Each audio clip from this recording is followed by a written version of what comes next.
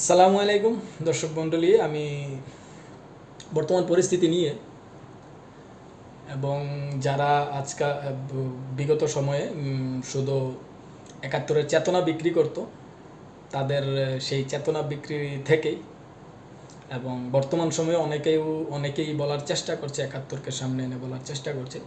অবশ্যই একাত্তরকে অস্বীকার করার মতো কোনো স্কোপ নেই। একাত্তর আমাদের ভিত্তি, একাত্তর আমাদের বীজ, একাত্তর আমাদের একটা গাছের যেমন মূল, একাত্তর আমাদের মূল।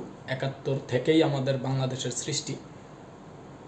বাংলাদেশ যে পতাকাটা সেটা সৃষ্টি এবং বাংলাদেশের মানচিত্র, একটা মানচিত্র আমাদেরকে উপহার দিয়েছে একাত্তরের সেই সৈনিকেরা।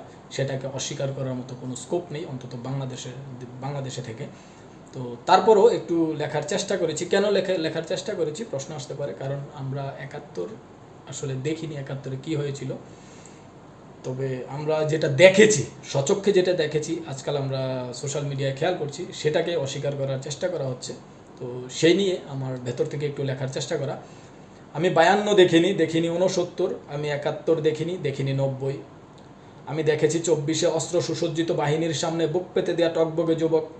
আমি দেখেছি বুলেটের আঘাতে ছিটকে পড়া রক্তবিন্দু মিশে যেতে পিচ ঢালা রাস্তার প্রতিটি ধুলোকণায়।